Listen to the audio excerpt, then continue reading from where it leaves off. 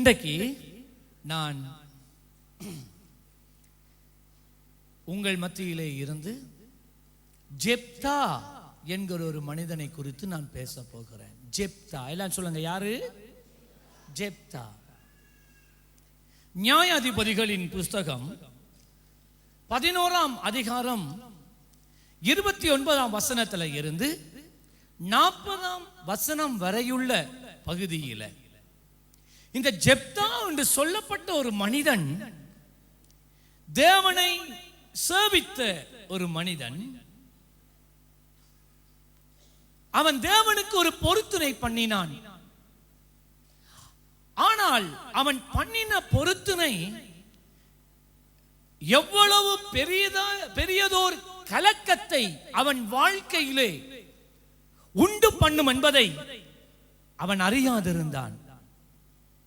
நேரம் வந்தபோது, அந்த பொருத்தனையை நிறைவேற்றுகிற வேளை வந்தபோது, அவன் பண்ணிய பொருத்தனை அவனுடைய வாழ்க்கையை அசைய பண்ணினதாய் இருந்தாலும் கூட அவன் தேவனுக்கு பண்ணின பொருத்தனையை நிறைவேற்றினான். ஆகவே இன்று இந்த செய்தியின் தலைப்பு, தன் பொருத்தனையை நிறைவேற்றின ஜெப்தா என்ற தலைப்பிலே இந்த செய்தியை உங்கள் மத்தியில் நான் வைக்க விரும்புகிறேன். நியாயாதிபதிகளின் புஸ்தகம் 11ஆம் வசனத்திலே இந்த ஜெப்தா எந்த சூழ்நிலையிலே வளர்க்கப்பட்டவன், அவனுடைய வாழ்க்கையில என்ன நடந்தது, தேவனோடு இந்த பொருத்தனையை பண்ணிக்கொள்ள, ஒரு காரியத்தை தேவனுக்கு நேர்ந்து கொள்ள அவனை உந்திய சூழ்நிலை என்ன என்பதை நான் சீக்கிரமாய் உங்கள் மத்தியில் நான் வைத்துக் கொண்டு போகிறேன். இப்பொழுது நான் உங்கள் மத்தியில் வைக்க போகிற முதல் பகுதியை நான் வாசிக்க மாட்டேன். ஒரு சில வசனங்களை மாத்திரம் தான் நான் வாசிப்பேன். ஆனால் வீட்டை நீங்க குறிப்பெடுத்து வீட்டை போய் அதை வாசியுங்கள். நியாயாதிபதிகள் 11ஆம் அதிகாரம் 1, 2 வசனங்கள் இந்த ஜெப்தா யார், அவனுடைய வாழ்க்கையில் என்ன நடந்தது என்கிற சூழ்நிலையை நமக்கு காண்பிக்கிறது. கிலேத்தியனாகிய ஜெப்தா பலத்த பராக்கிரமசாலியாய் இருந்தான். அவன் பாரஸ்திரியின் குமாரன் கிளையாத் அவனை பெற்றான். கிளையாத்தின் மனைவியும் அவனுக்கு குமாரர்களை பெற்றாள். அவன் மனைவி பெற்ற குமாரர் பெரியவர்களான பின்பு அவர்கள் ஜெப்தாவை நோக்கி, உனக்கு எங்கள் தகப்பன் வீட்டிலே சுதந்திரம் இல்லை, நீ அந்நிய ஸ்திரியின் மகன் என்று சொல்லி அவனை துரத்தினார்கள். ஜெப்தா ஒரு தாய் தகப்பனால் திட்டமிட்டு பெற்றெடுத்த ஒரு பிள்ளையாய் இருக்கவில்லை. ஜெப்தாவினுடைய தகப்பன், அவனுடைய பேர் கிளையாத். இவன் திருமணமாகி இருந்தவன். அவனுக்கு ஒரு மனைவி இருந்தாள். இருந்தாலும் இவன் ஒரு வேசியின் இடத்துக்கு போய் அவளோடு சயனித்து அவன் மூலமாக அவள் கர்ப்பவதியாகி ஜெப்தா என்று சொல்லப்படுகிற இந்த பிள்ளையை அவள் பெற்றெடுக்கிறாள். ஜெப்தாவின் தகப்பன் அந்த குழந்தையின் மேல ஏதோ இரக்கம் கொண்டோ ஏதோ ஒன்று நடந்து அந்த வேசியின் இடத்திலே பிறந்த பிள்ளையை எடுத்து வந்து தன் வீட்டிலே வளர்க்க ஆரம்பிக்கிறான். அதே வேளையிலே ஜெப்தாவினுடைய மனைவி கூடாகவும் பிள்ளைகள் பிறந்தார்கள். எல்லா பிள்ளைகளும் வளர்ந்து வருகிறார்கள். எல்லாரும் வாலிப பிராயத்தை அடைந்து விட்டார்கள். இப்பொழுது அவனோடு பிறந்த அந்த உடன் பிறப்புகள், ஸ்டெப் பிரதர்ஸ் என்று சொல்லுவார்கள், அவர்கள் எல்லாரும் இந்த ஜெப்தாவை பார்த்து சொல்லுகிறான், நீ எங்களுடைய சகோதரன் அல்ல, நீ ஒரு வேசியின் இடத்திலே பிறந்தவன், நீ எங்களோடு சம்பந்தம் கலக்க முடியாது, நீ என் தகப்பனுடைய சொத்து உனக்கு சொந்தமாக முடியாது, வீட்டை விட்டு போ என்று அவனை அவர்கள் துரத்தினார்கள். அவன் செய்யாத குற்றத்துக்காக, அவன் கடந்து சென்ற அந்த பாதையின் நிமித்தம் அவன் மனமுடைந்தவனாக, வேதனையுற்றவனாக, அவன் செய்யாத குற்றத்துக்காக அவன் வீட்டை விட்டு, தன் தகப்பனை விட்டு, தன் சகோதரர்களை விட்டு அவன் தனியே போய் வாழ வேண்டிய ஒரு சூழ்நிலை உண்டானது. 3வது வசனம், இவன் இப்படியாக வாழ்ந்து கொண்டிருக்கும் போது தாய் இருந்தும் தாய் யார் என்று அவனுக்கு தெரியாது. தகப்பன் இருந்தது, தகப்பனே அவனை உதறி தள்ளி விட்டார். வீடு இருக்கு, இனிமேல் வீட்டிலே வாழ முடியாது. அவன் தனித்து வாழ்கிறான். அவனுக்கு புத்தி சொல்ல, ஆலோசனை சொல்ல, அவனை பாதுகாக்க இப்பொழுது யாரும் இல்லை. அனாதையாய் அவன் நலந்து திரிகிறான். இப்படியான ஒரு வேளையிலே அவனுக்கு சில நண்பர்கள் வந்து சேருகிறார்கள்.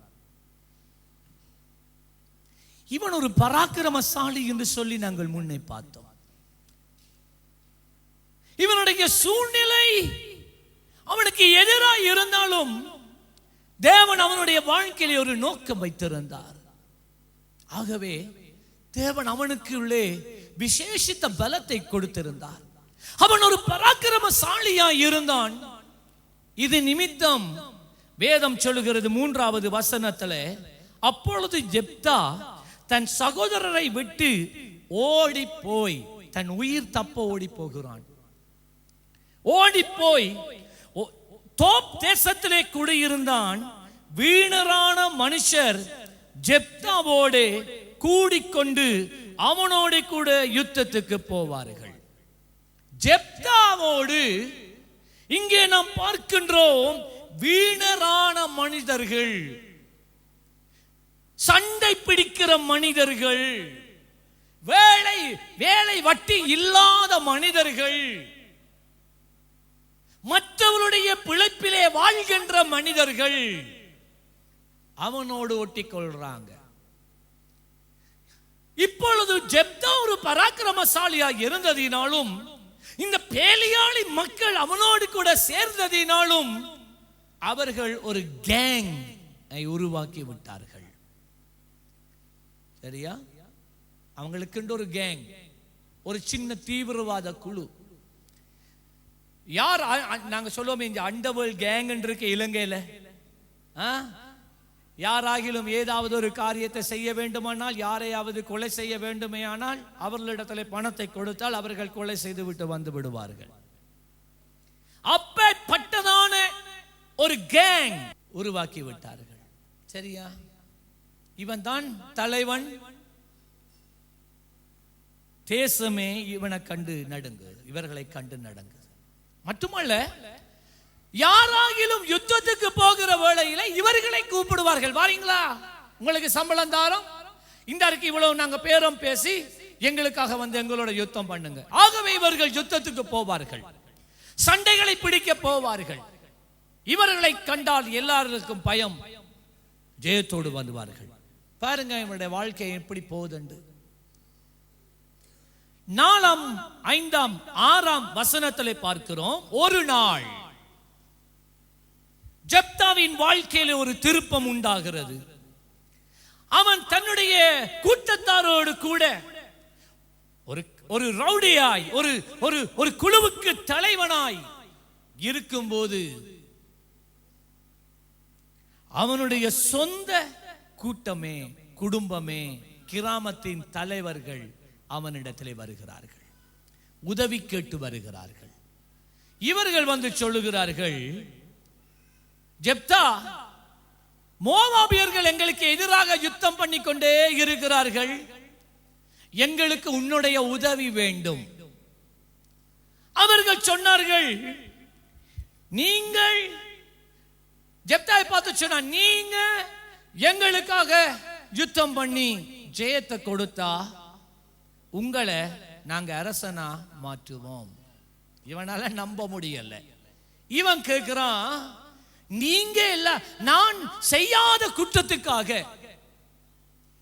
என் தாயும் என் தகப்பனும் செஞ்ச ஒரு குற்றத்துக்காக நீங்க எல்லாரும் என்னிடத்துல பழி வாங்கினீங்க. நீங்க தான் நான் ஒன்றுக்கு உதவாதவன் என்று சொல்லி உதறி தள்ளினீங்க. இங்கால பக்கம் நீ வரக்கூடாது என்று சொன்னீங்க. உங்கள் நிமித்தம் என் வாழ்க்கையே சீரழிஞ்சு போயிட்டு இப்ப நீங்க சொல்றீங்க திரும்பி வாங்க. எப்படி உங்களை நம்புவது? அவர்கள் சொன்னார்கள், நீ எங்களை நம்பலாம், உன்னை ஏமாற்ற நாங்கள் வரவில்லை, எங்களுக்கு உன்னுடைய உதவி வேண்டும். உடனே அவன் அவர்களிடத்திலே போகிறான். அவன் ஒரு வாக்கு தத்தம், அவன் ஒரு உடன்படிக்கைக்கு வந்தான். நான் அம்மோனியர்களோடு கூட இந்த யுத்தத்தை எப்படினால் ஒரு முடிவுக்குள்ளே கொண்டு வருவேன், அப்படியானால் என்னை நீங்கள் ராஜாவாக்குவீர்களான்னு கேட்டான். அவர்கள் ஆம், நாங்கள் உன்னை ராஜாவாக்குவோம் என்று ஒப்பந்தம் பண்ணினார்கள். அவன் தன்னுடைய மக்களோடு அவன் போகிறான். 7ஆம் வசனத்திலிருந்து 10ஆம் வசனம் வரையில நீங்க பாத்தீங்கன்னா, ஜெப்தா இப்பொழுது இஸ்ரவேலுக்கு எதிராக எழும்பி இருக்கிற மோவாபியரோட கொண்ட இந்த பிரச்சனைக்கு ஒரு தீர்வை ஏற்படுத்த அவன் போகிறான்.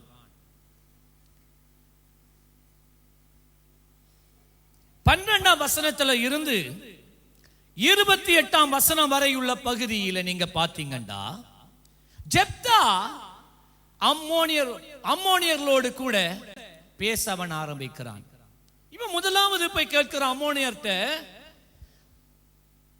அவனுடைய ஆட்களை அனுப்பி சொல்றான், போய் கேளு, உங்களோட பிரச்சனை என்ன? ஏன் இந்த இஸ்ரவேலோட எங்களோட வந்து நீங்க யுத்தம் பண்றீங்க? என்ன பிரச்சனை?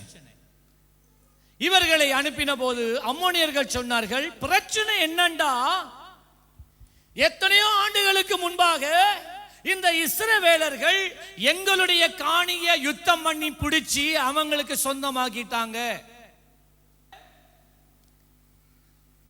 நீங்க அந்த காணியை திருப்பி தரணும், அதுதான் பிரச்சனை.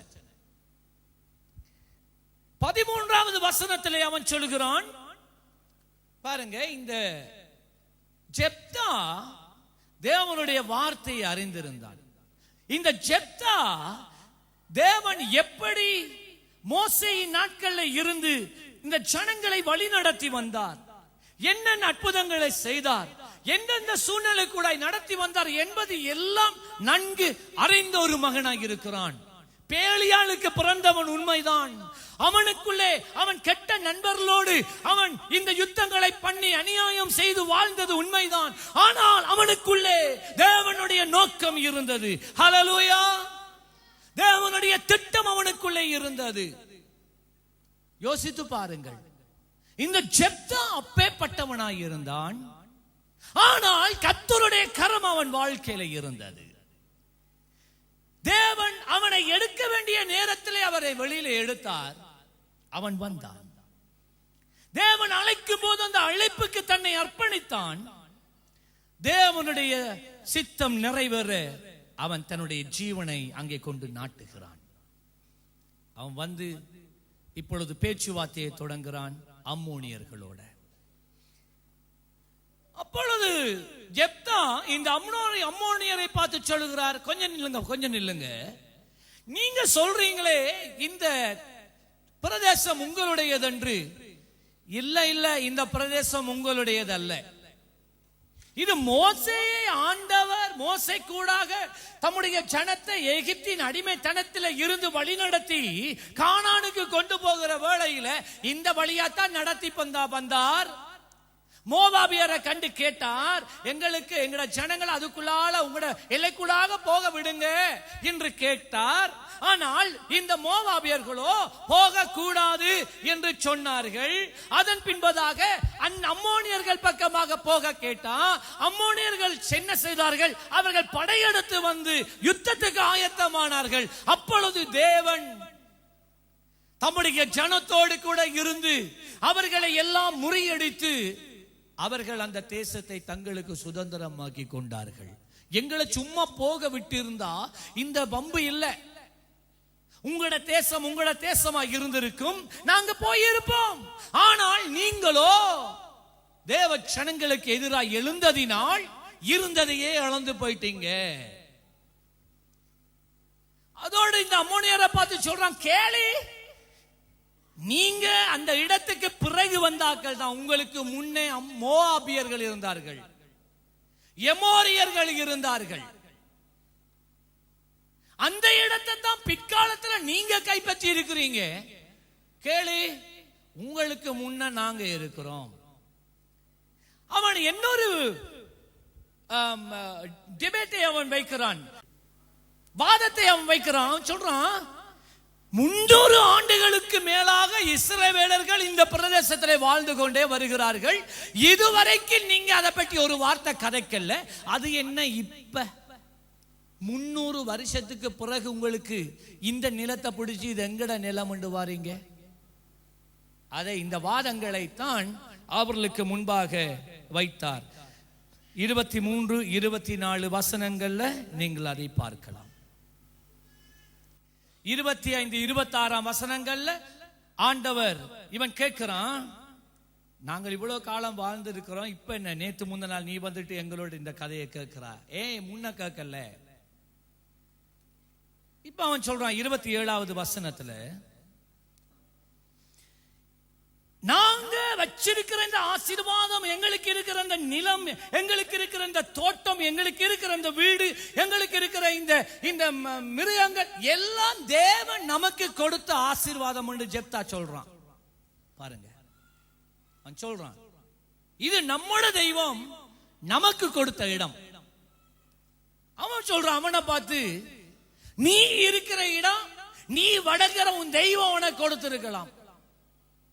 உண்ட தெய்வம் உனக்கு அவ்வளவு தான் கொடுக்க தீர்மானிச்சிருந்தா அதோட சமாதானமா இறன். எங்க தெய்வம் எங்களுக்கு கொடுத்ததை உனக்கு திரும்பி தர நாம ஆயத்தம் இல்லை. இந்த பிரச்சனை வேண்டாம், உங்களுடைய எல்லையோட நீங்க இருங்க, எங்கட எல்லையோட நாங்க இருக்கிறோம் என்று சமாதானமாக அவன் முடிக்க பார்க்கிறான் இந்த பிரச்சனையை. ஆனால் இந்த அம்மோனியர்கள் இந்த பிரச்சனையை முடிக்கிற மாதிரி தெரியல. இதுல இருந்து பிரியமானவர்களே, நான் ஒரு சில காரியங்களை நான் உங்கள் முன் மத்தியில நான் வைக்க விரும்புகிறேன். என்னென்றால், நீங்களும் கூட சில காணி பிரச்சனைகள், வீட்டு பிரச்சனைகள், என்ன உங்களோட சொத்து பிரச்சனைகள், இவற்றுக்கூடாக நீங்க போய்கொண்டிருக்கலாம். நீங்க எத்தனையோ காலங்கள் இருந்துட்டீங்க. இப்ப யாரோ வந்து சொல்றான், இந்த நிலம் எங்கட நிலம், இந்த காணி எங்கட காணி, இந்த வீடு எங்கட வீடு, அந்த தோட்டம் எங்கட தோட்டம், இந்த கார் எங்கட கார், இந்த பங்களா எங்கட பங்களா. ஆனால் நீங்கள் உங்கள் சந்ததி பல வருடங்கள் இருந்திருக்கு. அது ஒரு பக்கம் இருக்கட்டும்.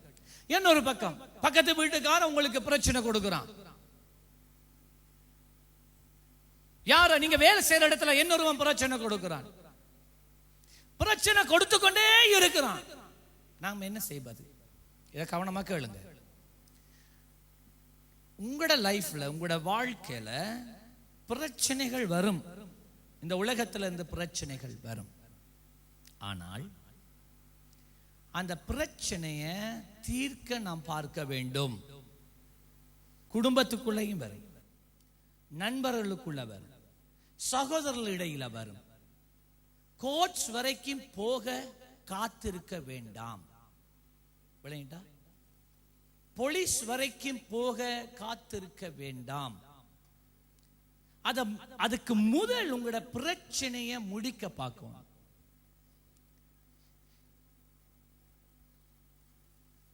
அவர்கள் உங்களை தொடர்ந்து தாக்கி கொண்டிருக்கிறாங்களா? நீங்க திரும்பி தாக்க கூடாது. அவங்க தொடர்ந்து உங்களுக்கு எதிராக பேசிக்கொண்டே இருக்கிறாங்களா? நீங்க திரும்பி பேசக்கூடாது. அவங்க தொடர்ந்து உங்களுக்கு எதிராக மொட்டை கடிதம் எழுதி கொண்டிருக்கிறாங்களா, பெட்டிஷன் அடிக்கிறாங்களா? நீங்க திரும்பி அடிக்க கூடாது. விளங்கிட்டா? எங்களா இவங்க நினைப்பாங்க நாங்கள் அமைதியா இருக்கிறதுனால அவங்க செய்யறதை தொடர்ந்து செய்யலாம். நாங்க ஒரு கால்ல பல விஷயங்களை முடிக்கலாம். ஆனா நீங்க சொல்றீங்க இது எங்களுடைய வழக்கம் இல்லை, இப்படி இல்லை. அவ ஒன்று பேசினா உன்னால பேச முடியும், ஆனா நீ பேசக்கூடாது. பிரச்சனைகள் வருகிறது என்றால் அது போலீஸ் ஸ்டேஷன் போகும் வரைக்கும் நிக்காத, ஜிஎஸ்டி போகும் வரைக்கும் நிக்காது. அது கிடையில முடிக்கலுமானால் முடித்து விடு. அதைத்தான் இந்த ஜெப்தா செய்தான். அவன் பேசினான். இதை நாம சமாதானமா முடிப்போமே. இது ஒரு ப்ராப்ளம் இல்லையே. இப்ப நீங்க சொல்றீங்க இது எங்கட நிலம், இது உங்களோட நிலம் இல்லையே. சரித்திரத்தை பாருங்களேன். யூகம்பரன் ஷீட் எடுத்து பாருங்களேன், அதுல உங்களோட பேர் இல்லையே. இது எமோரியர் வளம் அல்லவா, நீங்க அம்மோனியர் அல்லவா, இது உங்களுக்கு சொந்தம் இல்லை. ஆனால் சிலர் கேட்க மாட்டார்கள். If you can reconcile, try to reconcile, then you will gain a friend. நீ எப்படியாகிலும் அந்த ஆளை சமாதானப்படுத்தினால் ஒரு நண்பனை நீ ஆதாயப்படுத்திக் கொள்ளுகிறாய். But if they persist in attacking you, then you go back to the Lord. ஆனால் நீங்க சமாதானமா பேசுறீங்க, நமக்கு இந்த சண்டை வேண்டாம், நமக்கு இந்த வாக்குவாதம் வேண்டாம், நமக்கு இப்படி வேண்டாம் என்று சொல்ல சொல்ல சொல்ல அவர்கள் தொடர்ந்தும் உங்களுக்கு எதிராகவே செயல்பட்டு கொண்டு உங்களுக்கு எதிராகவே வந்திருக்கிறார்களா, வந்து கொண்டே இருக்கிறாங்களா? அப்படியானால் அடுத்தது நீங்க தேவனிடத்திலே போய் சொல்ல வேண்டும், ஆண்டவரே இவர்களை நான் உம் பாதத்திலே வைக்கிறேன். விளங்கிட்டா? அவங்க ஜிஎஸ்டி உங்களை கொண்டு போகலாம், அவங்க உங்களை போலீஸ் ஸ்டேஷனுக்கு கொண்டு போகலாம், அவங்க உங்களை கோர்ட்ஸ்லையும் ஏற்றலாம். ஆனா நீங்க ஒன்றை சொல்லணும், ஆண்டவரே நான் இவர்களை உம் கருத்திலே வைக்கிறேன். விளங்குதா? அப்படி சொன்னா உங்களோட அவசரத்துக்கு ஆண்டவர் செயல்பட மாட்டார். அவருக்கு ஒரு வேளை உண்டு, அவருக்கு ஒரு நேரம் முறை உண்டு. God has a way and a time to deal with your problem, with your enemies.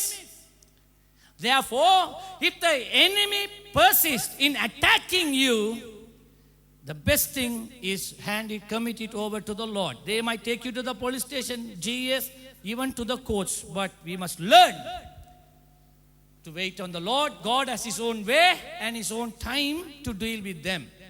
Right. ரோமர் 12 அதிகாரம் 17 இருந்து 21. Romans 12:17 to 21. ஒருவனுக்கு தீமை செய்யாதிருங்கள், எல்லா மனுஷருக்கு முன்பாக, எல்லா மனுஷரண்டா தீமை செய்கிற மனுஷனுக்கு முன்பாக யோக்கியமானவைகளை செய்ய நாடுங்கள். யோக்கியமானவைகளை, நல்லவைகளை, சமாதானமானவைகளை செய்ய நாடுங்க. அவன் உனக்கு பெட்டிஷன் அடிச்சிட்டானா நீ பெட்டிஷன் அடிக்கிறல்ல. விளங்கிட்டா? அவன் உங்களுக்கு ஒரு கல்லறிஞ்சானா நீங்க கல்லறியல. ஆமென். பிரியமானவர்களே, பழி வாங்குதல் எனக்குரியது. பாத்தீங்களா? பழி வாங்குதல் எனக்குரியது. Vengeance is mine. நான் பழி செய்வேன் என்று கர்த்தர் சொல்கிறார் என்று எழுதியிருக்கிறபடியால் நீங்கள் பழி வாங்காமல், don't take revenge. கோபாக்கினைக்கு இடம் கொடுங்க. Let God do his work. ஆண்டவருடைய நேரத்தில் அவர் செய்வார். அவன் மனம் திரும்பலையா? ஆண்டவருக்கு தெரியும் அவனை எந்த குடும்பியில பிடிக்கிறான். ஆண்டவருக்கு தெரியும் அவனை எங்க பிடிக்கிறான். ஆமென். அவருக்கு ஒரு வேளை இருக்கு அவனை பிடிக்க. அவனுக்கு ஆண்டவருக்கு தெரியும் அவனை எந்த விஷயத்துல பிடிக்கிறான். அவர் பிடித்தாரானால் அவனால தப்பலாமா? ஏன் நாங்க ஆண்டவர வேலையை நாம பார்க்க போகிறோம். God knows how to deal with your enemy. மத்தேயு 5:38 முதல் 48 வசனங்கள். கண்ணுக்கு கண் பல்லுக்கு பல் என்று உரைக்கப்பட்டதை கேள்விப்பட்டிருக்கிறீர்கள். நான் உங்களுக்கு சொல்லுகிறேன், தீமையோடு எதிர்த்து நிற்க வேண்டாம். ஒருவனும் உன்னை வலது கணத்தில் அறைந்தால் அவனுக்கு மறுகணத்தை திருப்பிக் கொடு. உன்னோடு வழக்காடி உன் வஸ்திரத்தை எடுத்துக்கொள்ள வேண்டுகிறவனுக்கு உன் அங்கியையும் விட்டுவிடு. சரியா? சின்ன சின்ன சின்ன காரியங்களுக்கு எல்லாம் சண்டை பிடிச்சு கொண்டிருக்க வேணாம். விடுங்க, நஷ்டப்படுங்க. ஆண்டவருக்காக நஷ்டப்படுங்க. வேணுமா கொண்டு போ, கொண்டு போ. ஒவ்வொரு முறையும் வேலி அடிக்கிற நேரம் அப்படியே ஒரு அடி இஞ்சால வந்துடும், அரை அடி கொண்டு போ. அவர் பார்த்தார், கூட்டி கூட்டி எங்கட மண்ணெல்லாம் எடுக்கிறார், கொண்டு போ. இந்த மண்ணுக்காக சண்டை பிடிக்கிறேன் இருக்கிறான் தானே, விடுங்க. பாஸ்டர் நாங்க மடையனாரா? நீ மடையனாகு. அங்கேதான் பிரச்சனை. நமக்கு வேற பிரச்சனை வேண்டாம். உனக்கு அடுத்தவனை சிநேகித்து உன் சத்துருவை பகைப்பாயாக என்று சொல்லப்பட்டதை கேள்விப்பட்டிருக்கிறீர்கள். 44 நான் உங்களுக்கு சொல்லுகிறேன், உங்கள் சத்துருக்களை சிநேகியுங்கள், உங்களை சபிக்கிறவர்களை ஆசீர்வதியுங்கள், உங்களை பகைக்கிறவர்களுக்கு நன்மை செய்யுங்கள், உங்களை நிந்திக்கிறவர்களுக்காக உங்களை துன்பப்படுத்துகிறவர்களுக்காக ஜெபம் பண்ணுங்க. உங்களையே 46வது வசனம், உங்களையே சிநேகிக்கிறவர்களையே நீங்கள் சிநேகிப்பீர்களே ஆனால் உங்களுக்கு பலன் என்ன? ஆயக்காரரும் அப்படித்தான் செய்கிறார்கள். உங்கள் சகோதரரை மாத்திரம் வாழ்த்துவீர்களானால் நீங்கள் விசேஷித்து செய்கிறது என்ன? ஆண்டவரை பிதாவை நீங்க பிரியப்படுத்த விரும்புறீங்களா? ஆகையால் பரலோகத்தில் இருக்கிற உங்கள் பிதா பூரண சத்குணரா இருக்கிறது போல நீங்களும் பூரண சத்குணராக, சாந்தம் உள்ளவர்களாக, நற்குணம் படைத்தவர்களாக, இரக்கம் உள்ளவர்களாக இருந்து கொள்ளுங்கள். போட்டி போட வேண்டாம், நமக்கு போட்டி வேண்டாம்.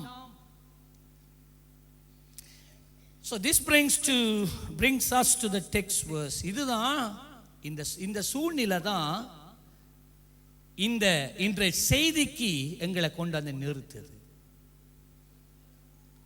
இவன் எவ்வளவெல்லாம் சமாதானமா போக பார்த்தான், முடியல. அவங்க யுத்தத்தையே கேட்டுக்கொண்டிருக்கிறார்கள்.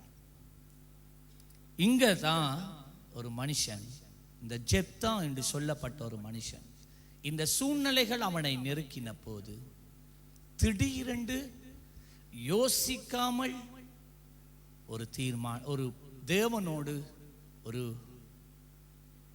பொருத்தனை பண்ணினான். மொக்குத்தனமா யோசிக்காம அந்த சூழ்நிலையில இருந்து தான் எப்படியாகிலும் ஜெயத்தோடு திரும்ப வேண்டும் என்கிற நோக்கத்துல அவன் தேவனோட ஒரு பிழையான ஒரு பொருத்தனை அவன் பண்ணி கொண்டான். ஆனாலும் இந்த செய்தி என்னண்டா, அது எவ்வளவு வேதனை அவனுக்கு கொண்டு வந்திருந்தாலும், அது அவனுடைய பிற்காலத்தை ஒரு தாக்கத்துக்குள்ளே கொண்டு போய் நிறுத்தி இருந்தாலும், அவன் அந்த பொருத்தனையை நிறைவேற்றினான். இன்றைக்கு எங்களில் அநேகர்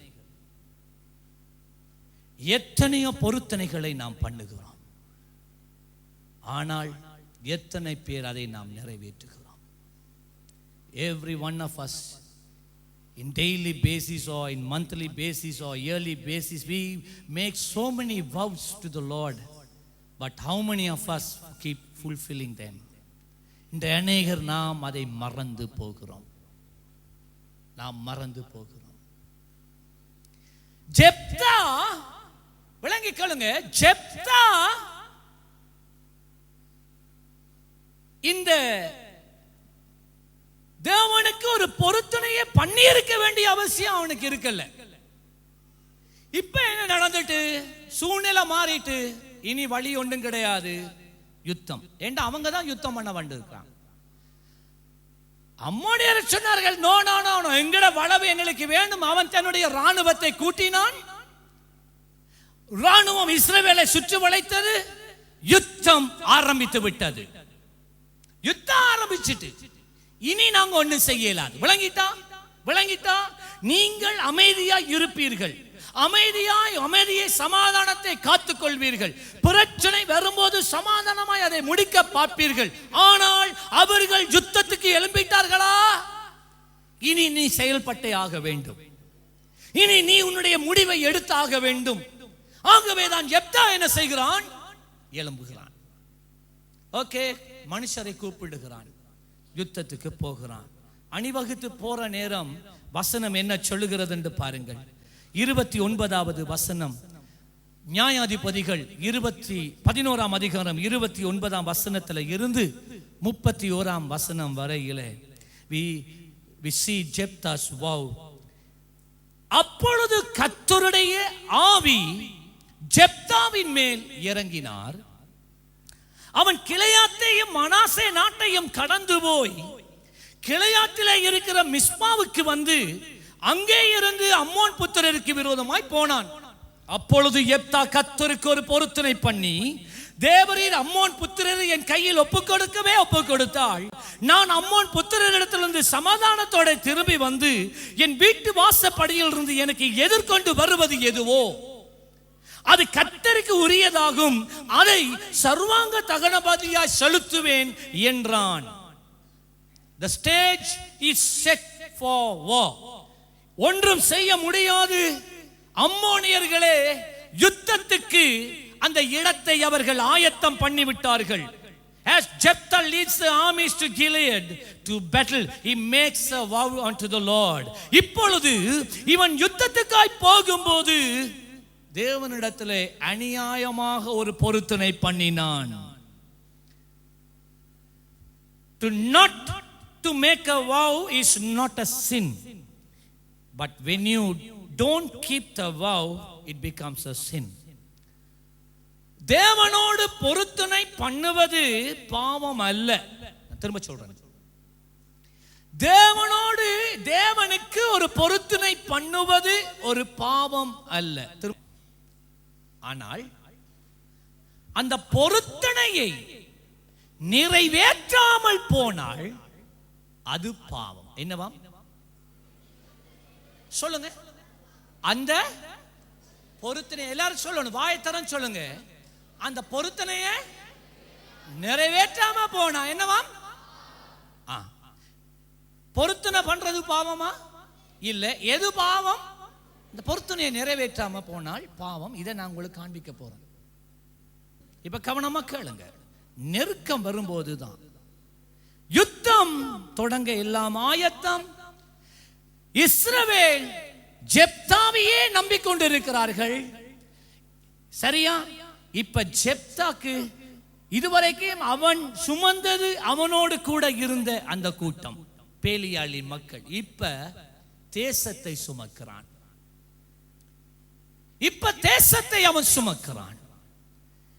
எல்லாரும் அவனிடத்துல தான் இப்ப கணக்கு கேட்க போறாங்க. நெருக்கம் வந்துட்டு கீழே வேலை செய்யறாக்களுக்கு பிரச்சனை இல்லை, அதிகாரிகளுக்கு தான் பிரச்சனை. கீழே இருக்கிறவர்களுக்கு பிரச்சனை இல்லை, மேலே இருக்கிறவர்களுக்கு தான், உத்தரவாதத்தோடு இருக்கிறவர்களுக்கு தான் பிரச்சனை. அவர்கள் தான் நெருக்கப்படுவார்கள். பிள்ளைகளுக்கு பிரச்சனை இல்லை. பிள்ளை வந்து சொல்ல அதை தாங்கம்மா, இதை தாங்கப்பா, அவங்களுக்கு பிரச்சனை இல்லை. ஆனால் அந்த அந்த பொருளை அவர்கள் கேட்கிறதை எப்படி நிறைவேற்றுவது என்று அங்கலாய்க்கிற தாய்க்கும் தகப்பனுக்கும் தான் அதன் அகோரம் விளங்கும். பிள்ளை சொல்லும் அதை தராட்டி நான் இது செய்ய மாட்டேன், நான் படிக்க மாட்டேன், நான் போக மாட்டேன், எடுக்க மாட்டேன். பெற்றோருக்கு தேவை பிள்ளைக்கு வாழ்க்கையில படிக்கணும், முன்னேறணும். ஆனா கொடுக்க முடியாத ஒரு நிலைமையில இருக்கும்போது என்ன செய்வது என்று தெரியாமல் பெற்றோர் தவிக்கிறார்கள். ஜெப்தாவின் மேல எல்லா அழுத்தமும் வந்து இறங்கினது. அப்பொழுது அவன் பொருத்தனை பண்ணினான். என்ன பொருத்தனை? என் வீட்டு வாசப்படியில இருந்து எனக்கு எதிர்கொண்டு வருவது எதுவோ, he said, whatsoever comes out of this house first, when he returns home in victory, I will give it unto the Lord. அவன் சொன்னான், எது வருதோ, இந்த நாம் வெற்றி பெற்று, ஆண்டவரே நான் வெற்றி அடைந்து நாம் வீட்டுக்கு திரும்புற நேரம் நான் என் வீட்டுக்குள்ள இருந்து எது வருதோ, கோழியா, மாடா, ஆடா, மனுஷனா, பூனையா, நாயா, எது வருதோ அதை நான் உமக்கு தருவேன். சரியா? பெருசா யோசிக்கல. எது வரும் என்று அவன் யோசிக்கல, சொல்லிட்டான். He never knew the depth of what he said. He would have expected maybe a fowl to come or a goat to come or a lamb to come or whatever. He never expected a human being to come. That's the problem. அவன் யோசிக்கல. We don't take time to think through before we make any vows. நாம் ஒரு ஆண்டவரோட பொருத்தனை பண்றதுக்கு முதல் நாம் யோசிக்கிறல்ல, சும்மா வாயால கொட்டுறது. இது தேவையா? இது தேவையா? இது அவனுக்கு தேவையா? இப்ப நான் உங்கள்ட்ட கேட்கிறேன், தேவனோடு ஜெப்தா பொருத்தனை பண்ணி இருக்காவிட்டால் அந்த யுத்தத்திலே அவனுக்கு தோல்வி வந்திருக்குமா? சொல்லுங்க. நான் இப்படியே திரும்பி கேட்கிறேன், This is a question I like to ask. If Jephthah had not made a vow, would he succeeded in that war, won that war? In another sense, is a vow needed for God to give us victory? தேவன் எங்களுக்கு வெற்றியை கொடுக்க அவர் எங்களிடத்திலே ஒரு பொருத்தனையை எதிர்பார்க்கிறாரா? சொல்லுங்க. இல்ல. விளங்கிட்டா? நல்லா விளங்கிக் கொள்ளுங்க. அந்நியர்கள், தேவனை அறியாதவர்கள் தான் இதை பேசுவார்கள். உன் தெய்வம் 2000 வருடங்களுக்கு முன்னே அந்த கல்வாரி சிலுவையிலே உனக்காக எனக்காகவே யாவையும் செய்து முடித்தீர், நன்றி நன்றி ஐயா. என் கரங்கள் யாவையும் சுமந்து கொண்டீரே, நன்றி நன்றி ஐயா. எனக்காகவே யாவையும் செய்து முடித்தீர், நன்றி நன்றி ஐயா. என் பாரங்கள் யாவையும் சுமந்து கொண்டீரே. சொல்லுங்க. நன்றி ஐயா. நினைப்பதற்கு ஜெபிப்பதற்கு அதிகமாக தருபவரே. நாம தானே சொல்றோம். We believe that God has done everything, has given everything that we needed in the cross. Then why should we keep giving vows to the Lord? If you do this to me, Lord, I will do this for you. தேவன் தாமே நமக்காக கல்வாரி சிலுவையிலே, பிரியமானவர்களே கேளுங்கள், யாவற்றையும் செய்து முடித்திருக்க. என்னத்தையும் எல்லாத்தையும் என்னத்தையா எல்லாம் எல்லாவற்றையும் உனக்காக செய்திருக்க. நாங்க போயிட்டு என்ன சொல்றோம்? எனக்கு நீங்க இது செஞ்சா ஒரு மெழுகுதிரி, பிச்சைக்கார கடவுள். If you do this to me, Lord, I will light a candle. என் தெய்வத்துக்கு நீங்க உங்களுக்கு ஒரு அற்புதம் செய்ய ஒன்றுமே நீங்க கொடுக்க வேண்டியதில்லை. பக்கத்தால தட்டி சொல்லுங்க, ஆண்டவர் உனக்கு அற்புதம் செய்ய நீ ஒன்றுமே கொடுக்க வேண்டியதில்லை. ஹல்லேலூயா. கரங்களை தட்டி விசுவாசிக்கிறோம் நீங்க. ஹல்லேலூயா ஹல்லேலூயா. நீ ஒன்று செய்ய தேவையில்லை, அவர் உனக்காக எல்லாம் செஞ்சிட்டார். உனக்கு ஒரு வேலை இருக்கு, விசுவாசத்துல போய் அதை எடுக்கிறது, அவ்வளவுதான். Very simple. 1000 ரூபாய் தருவேன் ஆண்டவரே. ஏன் யெப்தா இந்த பொருத்தனை பண்ணி இருக்க கூடாது என்றால் 29வது வசனம் சொல்லுது, அப்பொழுது கர்த்தருடைய ஆவி ஜெப்தாவின் மேல் இறங்கினார். The word says the spirit of the Lord was upon Jephthah. It is the Lord who gives the victory. Even before he could make a vow unto the Lord, the word says the spirit of the Lord was upon him. That means he has already received the blessing, the victory. பிரியமானவர்களே, இவன் தேவனோடு பொருத்தனை பண்ணுவதற்கு முன்பதாக, சொல்லுங்க முன்பதாக, வேதம் சொல்லுது கர்த்தருடைய ஆவியானவர் அவனுக்கு இந்த யுத்தத்திலே ஜெயத்தை கொடுக்க அவன் மேலே வந்து இறங்கி விட்டார். ஹல்லேலூயா ஹல்லேலூயா. இந்த மொக்கு, இந்த ஜெப்தா என்ற மொக்கு ஆண்டவரே வந்துட்டார், ஆண்டவரே ஜெயத்தை கொடுத்துட்டார். இது போய் சொல்லுது, நீங்க இந்த யுத்தத்துல எனக்கு நீங்க வெற்றியோடு திரும்பி வர பண்ணினா எந்த வீட்டு வாசலால எது வருதோ முதலாவது அதை நான் உமக்கு தருவேன். ஏயா இந்த வம்பு? இது வேணுமா?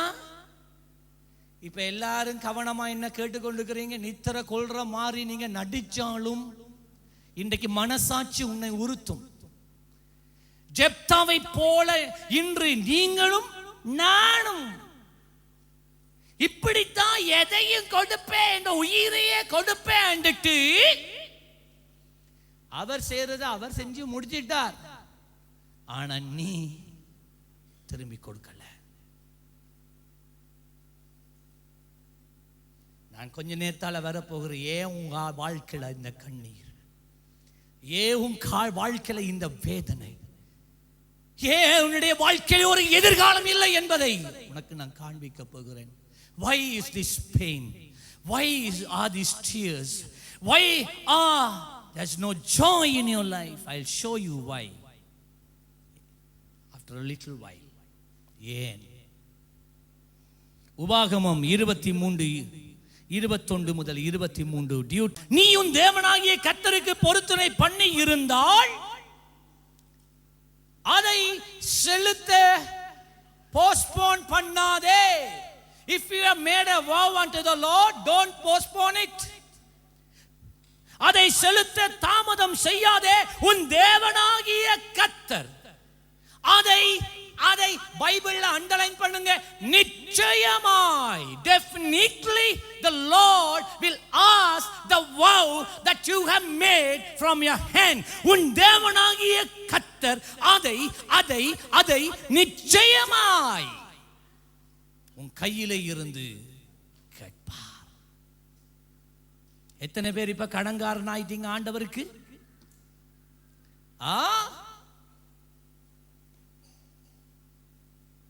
நீங்க நினைக்கிறீங்களா ஆண்டவர் மறந்துடுவார்? நோ. தேவன், நீ தேவனிடத்தில் எத்தனையோ காரியங்களை கேட்டாய், ஆண்டவரனை கொடுத்தாய். நீ சொன்னாய், என் புள்ள வாழ்க்கப்பட்டா, என் பிள்ளைக்கு திருமணம் நடந்தா, ஆண்டவரே எஞ்சி இருக்கிற காலமெல்லாம் நான் உம்முடைய சமூகத்துல இருப்பேன். புள்ள கல்யாணம் முடிச்சு பிள்ளையும் பெத்த புள்ள பெத்து இப்ப நீ பூட்டி ஆயிட்டா, நீ என்ன செய்கிறாய்? ஆண்டவரே, நீர் எனக்கு ஒரு வேலை, ஒரு தொழிலை தந்தால் நான் இது செய்வேன். தேவன் உனக்கு ஒரு தொழிலை கொடுத்தார், தேவன் செல்வத்தை ஆசீர்வதித்தார். ஆனால் நீயோ அந்த செல்வத்துக்குள்ளே மறைந்து போய் இருக்கின்றாய். ஆனால் தேவன் மனுஷன்ல இருந்து நீ மறையலாம், கர்த்தரிடத்துல இருந்து நீ மறைய இயலாது. நாம் எல்லாரும் தேவனுக்கு முன்பாக குற்றவாளிகளாய் இன்று இருக்கிறோம். இப்ப வீட்டை போய் ஹோம்வொர்க் இதை வாசிங்க, சரியா? லேவியராகமம் 27ஆம் அதிகாரம், எண்ணாகமம் 30ஆம் அதிகாரம். வேதத்தை படியுங்க, வேதம் உங்களுக்கு விடுதலையை கொடுக்கும்.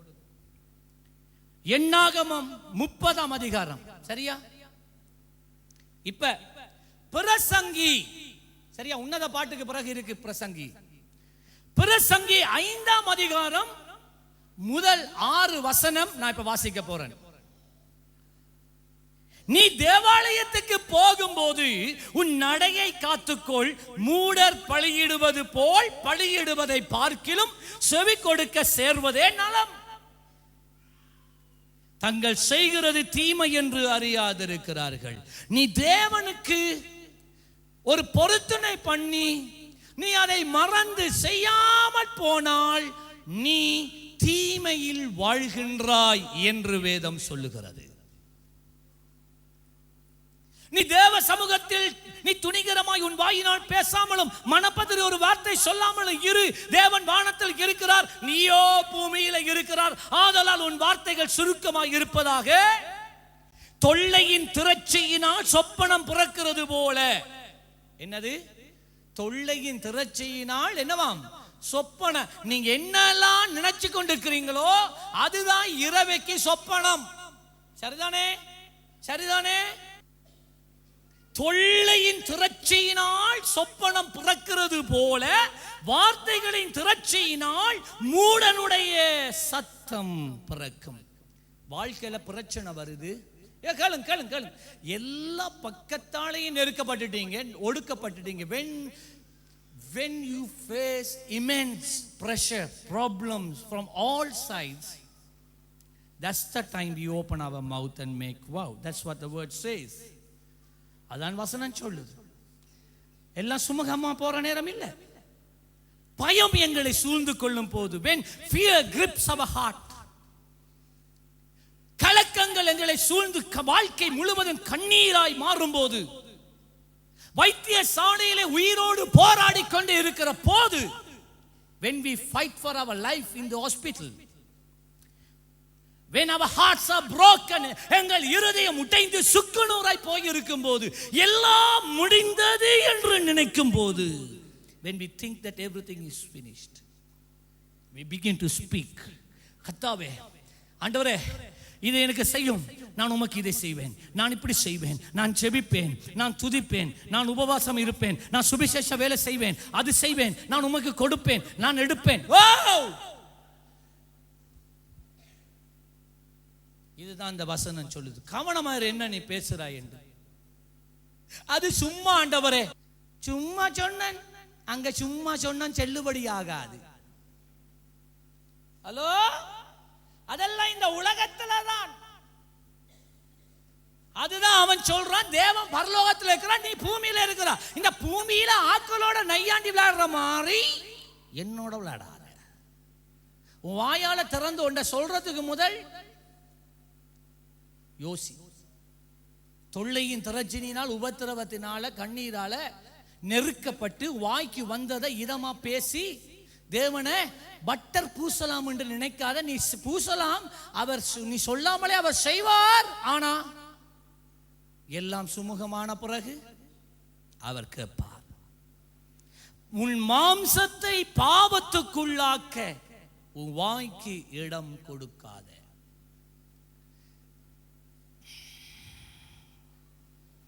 முப்பத்தி 32வது வசனம். முதலாவது நாங்கள் பார்த்தோம், ஜெப்தா ஒரு பொருத்தனை பண்ணினான். இரண்டாவது நாங்கள் பார்க்கிறோம், ஜெப்தா யுத்தத்திலே வெற்றி பெற்றான். First we saw Jephthah made a vow, and now we are going to see Jephthah's victory.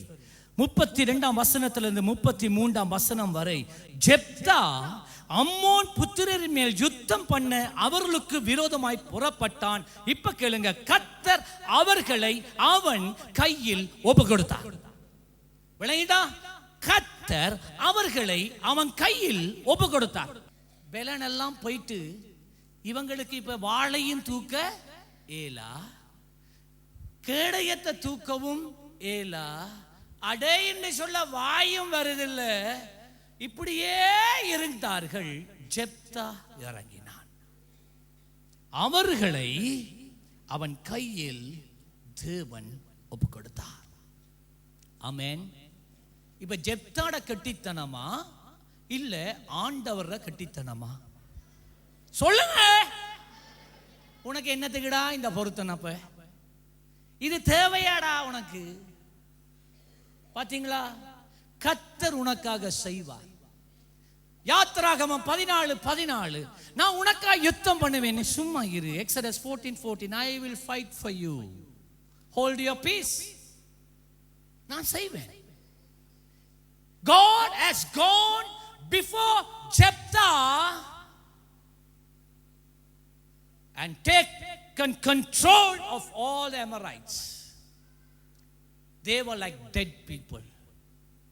It was the Lord who gave the victory, not Jephthah, because the Lord was with Jephthah.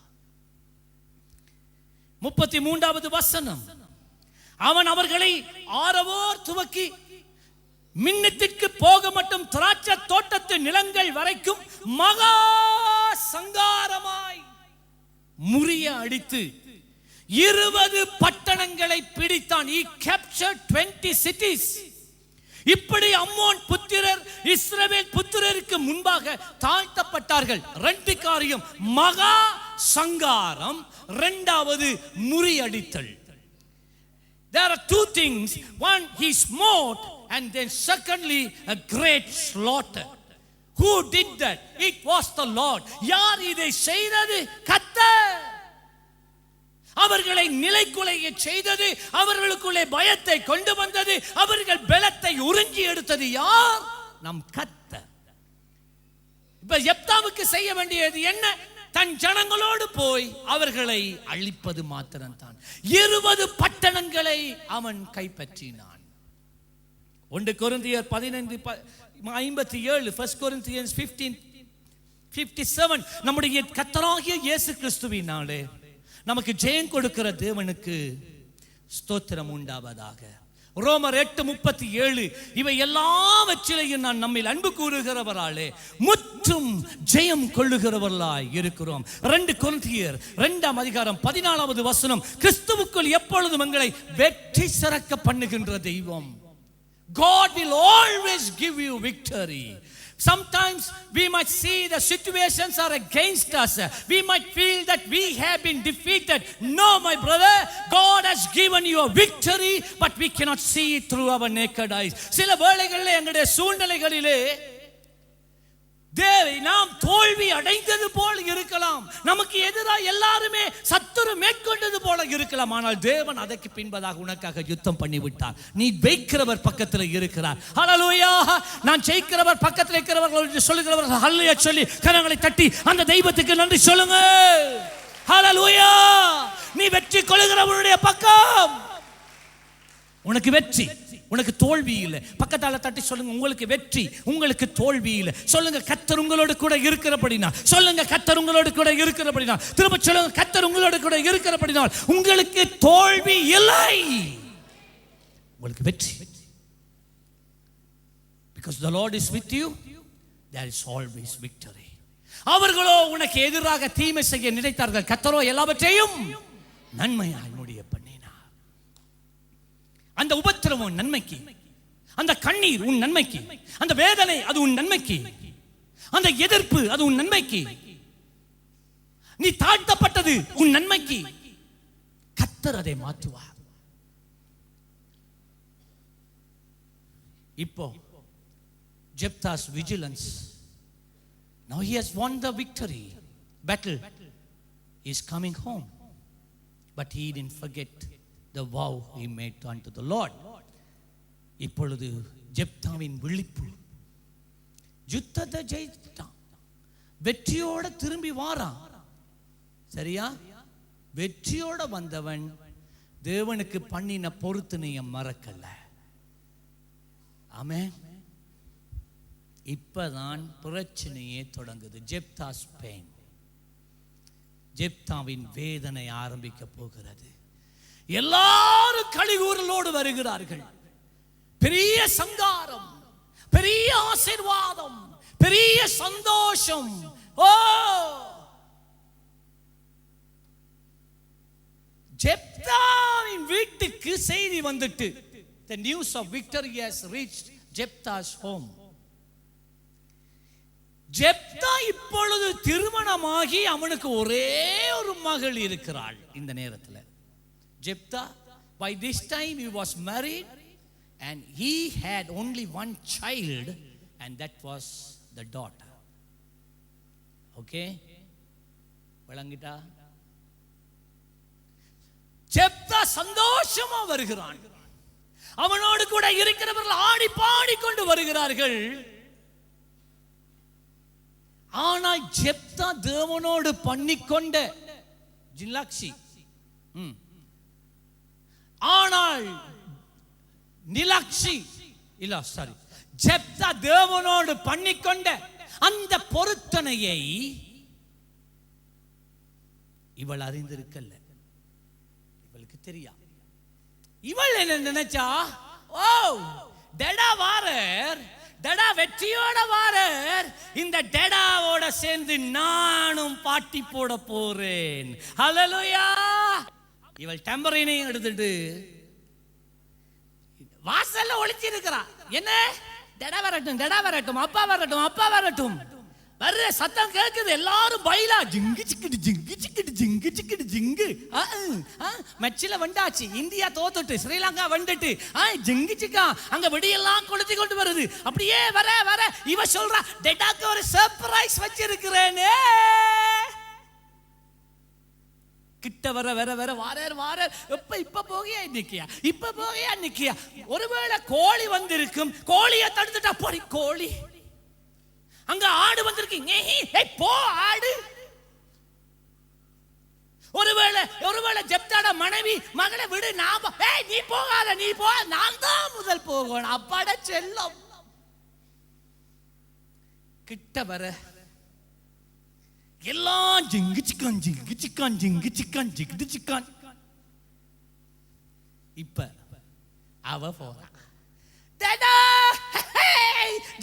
வந்துட்ட.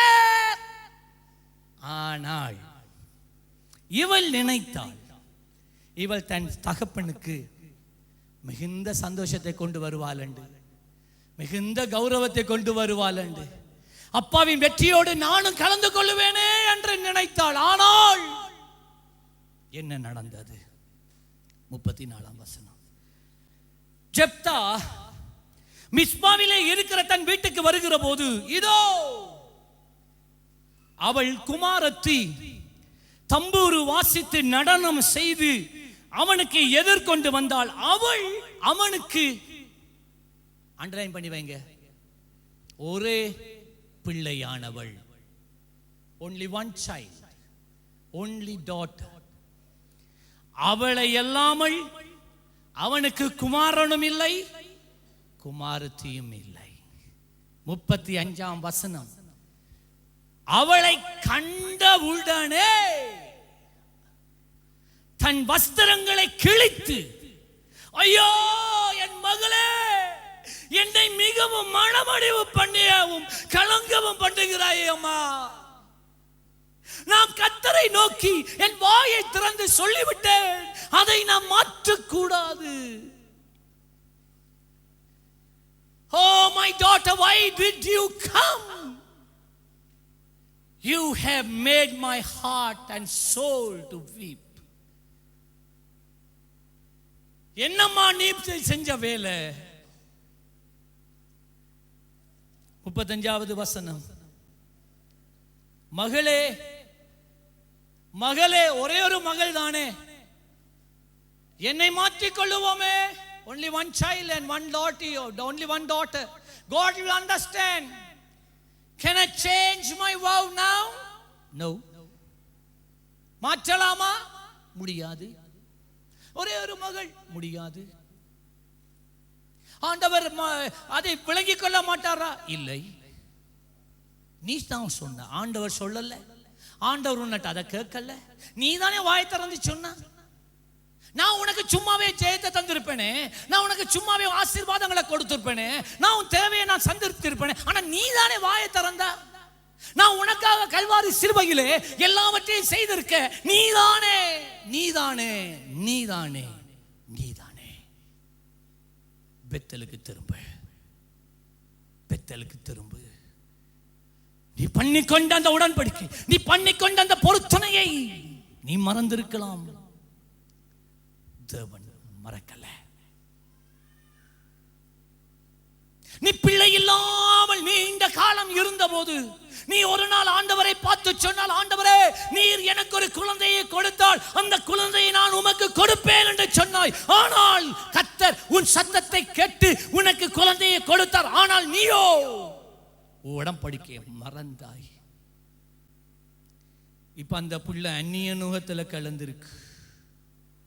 இப்ப அந்த பிள்ளை ஆண்டவரோட இல்ல. இப்ப அந்த பிள்ளை ஆண்டவருக்கு ஒப்பு கொடுக்கப்படல.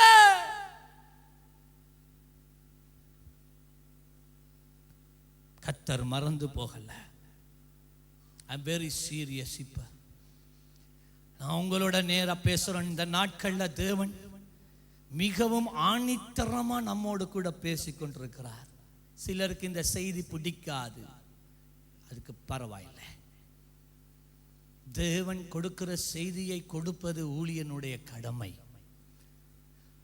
அதை ஏற்றுக்கொள்ளுகிறது, அதை புறக்கணிக்கிறது, அதை நிராகரிக்கிறது, அதை தள்ளிவிடுவது அது இஷ்டம். ஆனால் ஒரு நாள் நீங்களும் நானும் கர்த்தருக்கு முன்பாக நின்று கணக்கு ஒப்புவிக்க வேண்டும். இந்த உலகத்திலே நாம் பல விதமான சாட்டு போக்குகளை சொல்லலாம். ஆனால் நம் தெய்வத்துக்கு முன்பாக நோ எக்ஸ்கியூஸ். தலை குனிந்து நிற்க வேண்டும். அவன் சொன்னான் 35வது வசனத்திலே, நான் கர்த்தரை நோக்கி என் வாயை திறந்து சொல்லிவிட்டேன், அதை நான் மாற்ற கூடாது. அவன் சொன்னான், I have made a vow, I cannot change it now. Even though I had only one daughter, even though I have only one child, but I have vowed unto the Lord, I have to do it. No change. இயேசுவின் பின்னே போக துணிந்தே, இயேசுவின் பின்னே போக துணிந்தே, இயேசுவின் பின்னே போக துணிந்தே, பின்னோக்கே நான் பின்னோக்கே நான் பின்னோக்கே நான், யார் கைவிட்டாலும் கைவிட மாட்டேன். கைவிட்டாலும் கைவிட மாட்டேன். அது ஒரு பொருத்தனை. யார் கைவிட்டாலும் கைவிட மாட்டேன். பின்னோக்கே நான் பின்னோக்கே நான், பின்னோக்கே நான் பின்னோக்கே நான். எபேசியர் 4:25. எங்களுடைய வாழ்க்கையில உண்மை இருக்கணும். ஜெப்தா சொன்னான், நான் ஆண்டவருக்கு பண்ணின பொருத்தனை இனி அதை மாற்ற இயலாது. அவருக்கு கொடுத்த வார்த்தையை நான் இனி திரும்ப எடுக்க இயலாது. I cannot change my decision. I cannot now change my vow. What I have spoken unto the Lord, it is gone, it is given, cannot retrieve it back. There is no chance.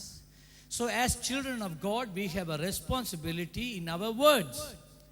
When we say yes, it has to be yes. When we say no, it has to be no. தேவனுடைய பிள்ளைகளாகி எங்களுக்கு ஒரு உத்தரவாதம் இருக்கு சுதா. அது ஆம் என்றால் ஆம், இல்லை என்றால் இல்லை. அந்த சுற்றுமாட்டு கதை இருக்க முடியாது. கருப்புண்டா கருப்பு, இது வெள்ளண்டா வெள்ள. அங்க பச்சையும் கிடையாது, சிவப்பும் கிடையாது.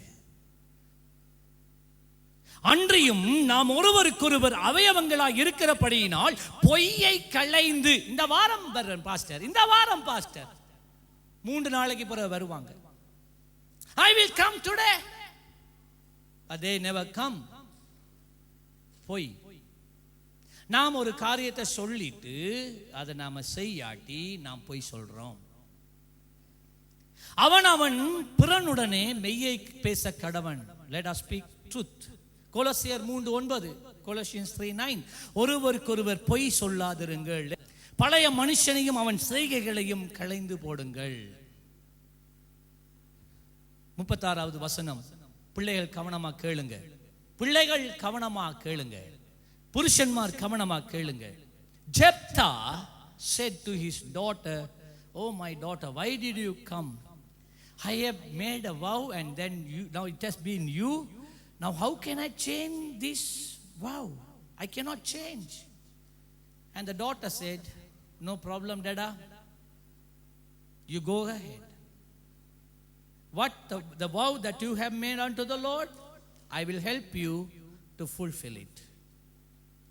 ஜெப்தாவினுடைய மகள் என்ன தெரியுமா சொன்னாள்? அப்பா, நீங்க தேவனுக்கு கொடுத்த பொருத்தனையை மாற்ற வேண்டாம், அது மாற்ற இயலாது என்று எனக்கு தெரியும். நோ ப்ராப்ளம், அதை நிறைவேற்ற என்னை நான் அர்ப்பணிக்கிறேன். எத்தனை பேர் பிள்ளைகள், உங்க பெற்றோர், உங்க அம்மா அப்பா சொல்லி இருக்கிறாங்க, நீ சின்னனா இருக்கிறேன்னு உன்னை ஆண்டவருக்கு கொடுத்தோம், ஆனா நீ இடையில முரட்டாட்டம் பண்ணா. அந்த தாய், அந்த தகப்பன் உன்னை ஆண்டவருக்கு கொடுத்திருந்தும் நீ இப்ப முரட்டாட்டம் பண்ணி கொண்டு போகிறாய். நீ ஒத்துழைக்க மாட்டாயா இந்த மகளை போல? பாருங்க எவ்வளவு ஆவிக்குரிய ஆழமான சத்தியங்கள் இந்த அருமையான பகுதிகளில் காணப்படுது.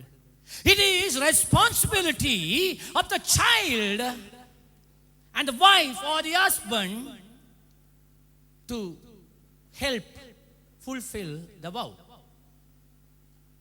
விளையாண்டா? இப்ப நான் சொல்றேன், இந்த பொருத்தனை ஆண்டவரோட அந்நிய தேவர்களோடு பண்ணின பொருத்தனை அல்ல. I mean the vows that you have made with our Lord, not with any other gods.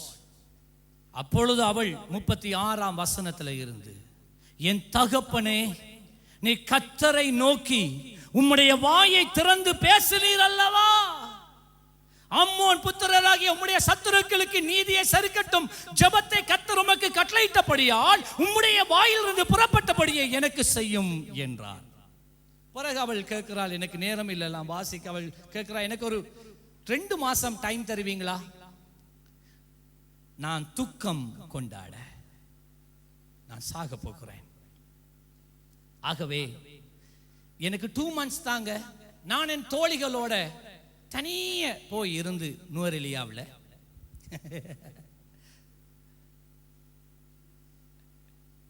துக்கமெல்லாம் அழுகலாம் அழுதுட்டு நான் வந்து என்னை தருகிறேன், நீர் கர்த்தருக்கு பண்ணி கொண்ட பொருத்தனையை நீர் பண்ணும்.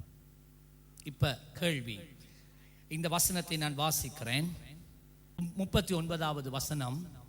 2 மாதம் முடிந்த பின்பு, after 2 months, தன் தகப்பனிடத்துக்கு திரும்பி வந்தாள். she returned unto the father. அப்பொழுது அவன் பண்ணியிருந்த தன் பொருத்தனையின்படி அவளுக்கு செய்தான். then the father fulfilled the vow that he had made with God. அவள் புருஷனை அறியாதிருந்தாள். she never married, she was a virgin. அவள் திருமணமாகல, அவள் ஒரு கன்னியாயிருந்தாள். இப்ப இதோட நான் இதை சொல்லாம நான் முடிக்கலாம் இந்த செய்தியை. ஆகவே நான் இதை உங்களுக்கு கற்றுக் கொடுக்கணும். இப்ப உங்கள்கிட்ட கேட்கிற கேள்வி சரியா? இந்த மகளை ஜெப்தா, யெகோவா தேவனை சேவித்த ஜெப்தா, ஆண்டவருடைய வார்த்தைகளை கற்பனைகளை அறிந்திருந்த ஜெப்தா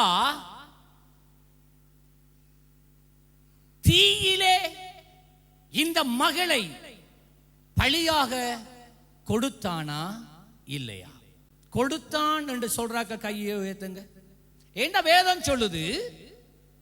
ஜெப்தா தேவனுக்கு பண்ணி கொண்ட பொருத்தனையை நிறைவேற்றினான். சர்வாங்க தகன பழியாக கொடுத்தானா? அப்படின்னா நெருப்புல போட்டு எரிச்சானா? இல்லாட்டி வேற எதுவும் செய்தானா? என்ன நினைக்கிறீங்க? என்ன வேதம் சொல்லுது? அவன் ஆண்டவரோட பண்ணி கொண்ட பொருத்தனையை நிறைவேற்றினான். நேரம் போகுது, சொல்லுங்க. இல்ல பிரதர், பழி வீடத்துல அக்கினினால அவளை சுட்டெரிக்கல என்று சொல்றாங்க. கையை உயர்த்தி காட்டுங்க. 1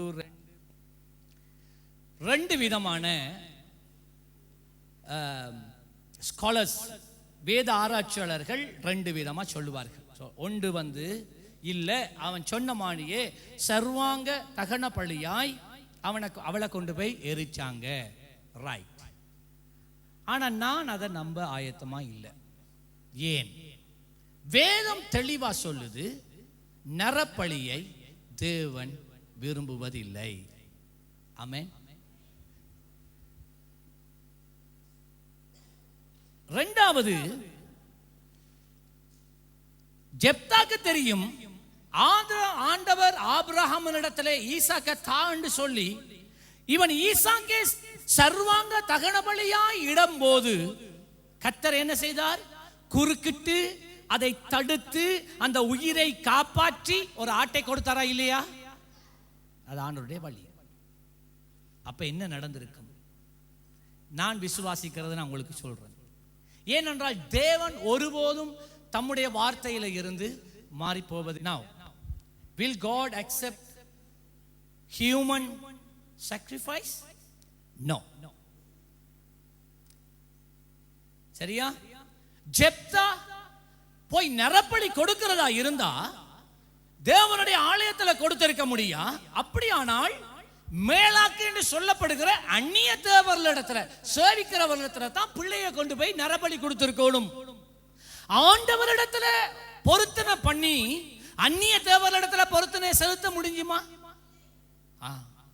Now the question is, can Jephthah, who had made a vow with Jehovah God, go and fulfill the vow by giving his daughter as a burnt offering to another god? No. Will God accept? No. அது ஆக முடியாது. அப்படின்னா என்ன நடந்திருக்கு? லேவியராகமம் 18:21. இப்ப நான் சீக்கிரமா போறேன், டக் டக்குன்னு எடுங்க நோட்ஸ். நீ உன் சந்ததியில் யாராகிலும் மேலாக்குக்கென்று தீக்கடக்கும்படி இடம் கொடாதே. லேவியராகமம் 20ஆம் அதிகாரம் 2 முதல் 5 வசனம். பின்னும் நீ இஸ்ரவேல் புத்திரரோட சொல்ல வேண்டியது என்னவென்றால், இஸ்ரவேல் புத்திரரிலும் இஸ்ரவேல் வாசம் பண்ணுகிற அந்நியர்களிலும் எவனாகிலும் தன் சந்ததியில் ஒரு பிள்ளையை மேலாக்குக்கு கொடுத்தால் அவன் கொலை செய்யப்பட வேண்டும். அவ்வளவுதான் கதை. 5ஆம் வசனம் வரைக்கும் நீங்க வாசிங்க. உபாகமம் 12ஆம் அதிகாரம் 30ஆம் 31ஆம் வசனம். அவர்கள் யோர்தானுக்கு அப்புறத்திலே சூரியன் அஸ்தமிக்கிற மேற்கு வழியாய் கானானியர் குடியிருக்கிற நாட்டு வழியாய் கில்காலுக்கு எதிராக மோரே என்னும் சமபூமியில் அருகே அல்லவா இருக்கிறது. உங்கள் தேவனாகிய கர்த்தர் உங்களுக்கு கொடுக்கிற தேசத்தை சுதந்திரிப்பதற்கு நீங்கள் யோர்தானை கடந்து அதை சுதந்திரித்துக் கொண்டு அதில் குடியிருங்கள். தொடர்ந்து வாசிங்க. அங்க சொல்லுகிறது அந்நிய தேவனை சேவிக்க வேண்டாம், அந்நிய வழக்கங்களை கை கொள்ள வேண்டாம். உபாகமம் 18:9 முதல் 12 வசனங்கள் நீங்க போய் வாசிங்க. அந்த ஜாதிகள் செய்யும் அருவருப்புகள் இப்படி செய்ய கற்றுக்கொள்ள வேண்டாம். தன் மகனையாவது தன் மகளையாவது தீக்கடக்க பண்ணுகிறவனும், குறி சொல்லுகிறவனும், நாள் பார்க்கிறவனும், அஞ்சனம் பார்க்கிறவனும், சூரியக்காரனும், மந்திரவாதியும், சன்னத்தக்காரனும், மாயவித்தைக்காரனும், செத்தவரிடத்தில் குறி கற்கிறவனும் உங்களுக்குள்ளே இருக்க வேண்டாம். இந்த இடத்துல தீ கடக்கிறது என்றால் அந்நிய தேவர்களுக்கு பிள்ளைகளை உயிராக தீயிலே எரிப்பது. இப்ப கேள்வி, ஜெப்தா இந்த அந்நிய தேவர்களிடத்துல போய் தன் பிள்ளையை பலி கொடுத்திருந்தால், எபிரேயர் 11ஆம் அதிகாரம் 32ஆம் வசனத்திலே எழுதப்பட்டிருக்கிற விசுவாச தகப்பன் பட்டியலில் ஜெப்தாவின் பேர் எப்படி வர முடியும்? நிச்சயமா அவன் அந்நிய தேவனிடத்துல போகல. அப்பண்டா என்ன நடந்தது? இன்னொரு கதை, இன்னொரு காரியம் இருக்கு. இது நியாயாதிபதிகளின் காலம், ராஜாக்கள் இல்லாத ஒரு காலம். வேதம் சொல்லுகிறது நியாயாதிபதிகளிலே அவன் தன் மனதுக்கு இஷ்டமானபடியே வாழ்ந்து வந்த காலம். சரியா? 1 சாமுவேல் 14ஆம் அதிகாரம் 24 முதல் 46 வசனங்கள். 1 சாமுவேல் 14 24 முதல் 46 வசனங்களை வாசிச்சு பாருங்க. ஒரு முறை சவுல் ஒரு தடவை தன்னுடைய சொந்த குமாரன் ஜோனத்தானை கொலை செய்ய முற்பட்ட போது அவனோடு கூட இருந்த வீரர்கள் கொலை செய்ய இடமளிக்கல. அவன் சொன்னா, நாங்க கொலை செய்ய மாட்டோம், நீங்க கொலை செய்ய விடவும் மாட்டோம். அப்பண்டா ஜெப்தா இங்கே வருகிறான். தேவனோடு பண்ணிக்கொண்ட பொருத்தனை தெரியும். அவனோட இருந்தவர்கள் விட்டிருப்பார்களா? மகளை கொண்டு போய் சர்வத்தங்க அந்நிய தேவரிடத்துல ஒப்பு கொடுக்க இல்லை. லேவியராகமம் 17ஆம் அதிகாரம் முதல் 9 வசனங்களை வாசிச்சு பாருங்க. தேவனிடத்துல போயிட்டு தேவனுடைய பலிபீடத்துல நரபலி கொடுக்கலாமா? கொடுக்க முடியாது. இப்ப நான் நேரம் இல்லாதபடி நான் சீக்கிரம் போகிறேன். அப்பண்டா என்ன செய்திருப்பான்? இதுதான் அவன் செய்திருப்பான். அந்த நாட்களிலே அவன் தேவனுடைய ஆலயத்திலே ஸ்திரீகளுக்கும் ஊழியம் இருந்தது. சரியா? சாமுவேலை கொண்டு போய் அவனுடைய தாயார் கொடுத்தது ஞாபகம் தானே? அதுக்கு பிறகு சாமுவேல் வீட்டுக்கு திரும்பி வர முடியாது. அவனுடைய வீடு அதுதான். அவன் திருமணம் முடிக்க இயலாது, பிரதிஷ்டை பண்ணப்பட்ட ஒரு வாழ்க்கை. அப்ப யெப்தா என்ன செய்திருப்பான்? ஒரு காரியம் செய்திருப்பான். அவன் தன் மகளை எடுத்து தேவனுடைய ஆலயத்துக்கு கொண்டு வந்து அவன் தேவனுக்கு ஒப்பு கொடுத்திருப்பான். ஏனென்றால் அவன் சொல்லுகிறதை கவனமா கேளுங்க. அவன் தேவனோடு அந்த உடன்படிக்கை பண்ணும்போது அவன் என்ன சொல்லுகிறான் என்று நான் காண்பிக்கிறேன். நான் என் வீட்டு வாசப்படியில் இருந்து எனக்கு எதிர்கொண்டு வருவது எதுவோ அது கர்த்தருக்கு உரியதாகும். சரியா? அதான் முதலாவது சொல்றான். எது வருதோ அது ஆண்டவருக்கு தான் சொந்தம், அது யாருக்குமே நீ சொந்தம் இல்லை. உண்டு. தமிழ்ல சொல்லப்படுகிறது, அதை சர்வாங்க தகன பலியாய் நான் செலுத்துவேன். சரியா? ஆனா தமிழ்ல ஒரு சொல் அதுல இல்லை. அது என்னவென்றால், அல்லது நான் சர்வாங்க தகன பலியாய் நான் செலுத்துவேன். When Jephthah made a vow, he was also a bit careful. He said, whatever that comes first, Lord, I will give that unto you. And he says, and I will give it as burnt offering. Now the word and is also used as or. So he said, either I give you over to you or I will give it as a burnt offering. ஆங்கிலத்திலே அது அழகா இருக்கு. எது முதல் வருகிறதோ ஆண்டவரே அதை நான் உமக்கென்று கொடுக்கிறேன். ஆங்கிலத்திலே அதோடு என்றுக்கு, ஆனால் அதனுடைய உண்மை சொல் அல்லது அதை சர்வாங்க தகன பலியாய் கொடுப்பேன். ஏனென்றால் அவனுக்கு தெரியும், மனுஷன் முன்ன வந்தா அதை ஆண்டவருக்கு நரப்பலியா கொடுக்கல, சர்வாங்க தகன பலியா கொடுக்கல. கோழி வந்தா, ஆடு வந்தா, மாடு வந்தா, எல்லாம் அதுகள் வந்தா கொடுக்கலாம், ஆனால் மனுஷன் வந்தா கொடுக்கல. ஆகவே அவன் சொல்றான், மனுஷன் வந்தா நான் அதை உமக்கு கொடுப்பேன். விளங்குதா? இப்பொழுது அவன் என்ன செய்தான்? இவள் மகள் தன்னை கொண்டாந்து அப்பாட்ட கொடுக்க அவள் சொன்னால் ஓகே, அவன் போய் தேவனுடைய ஆலயத்திலே அவளை கொடுத்தார், ஒப்பு கொடுத்தாள். வேதம் சொல்லுகிறது, அதன் பின்பதாக அவள் அவள் அவள் கன்னியாகவே இருந்தாள், புருஷனை அறியாதவளாய் இருந்தாள் என்று இருக்கல்லவா? அதனுடைய அர்த்தம் அதுதான். தேவனுக்கு தன்னை அவளை கொடுத்தாள், பலியிட்டாள், அவள் கன்னியாகவே இருந்தாள். ஆமென். ஜெப்தா தேவனோடு பண்ணிக்கொண்ட பொருத்தனையை நிறைவேற்றினார். இந்த வசனங்களை நீங்க வீட்டை போய் வாசிங்க. யாத்திராகமம் 38:8 இது நான் சொன்னதை உங்களுக்கு காண்பிக்கும். ஆசாரிப்பு கூடாரத்தின் வாசலில் கூட்டம் கூட்டமாய் கூடின ஸ்திரீகளின், தேவனுடைய ஆலயத்தில் கூட்டம் கூட்டமா ஸ்திரீகள் இருந்தார்கள். லேவியர் தங்களை ஒப்புக் கொடுத்தது போல் ஸ்திரீகளும் தங்களை ஒப்புக் கொடுத்தார்கள். அவர்கள் தேவனுடைய ஆலயத்தில் இருந்தார்கள். ரோமர் 12:1. ஆகவே தேவனுடைய பிள்ளைகள் நாங்கள் ஒரு வாக்கு கொடுத்தால் அதை நாம் நிறைவேற்ற தவறக்கூடாது. நீங்க ஆண்டவரை செலுத்துற ஒவ்வொரு பொருத்தனையை நிறைவேற்ற பாருங்கள். இல்லை என்றால் வேதனையும் துன்பமும் கண்ணீரும் வாழ்க்கை மேல வரும். நீங்க யோசிக்கிறீங்க, ஏன் இந்த வாழ்க்கையில இந்த துன்பம்?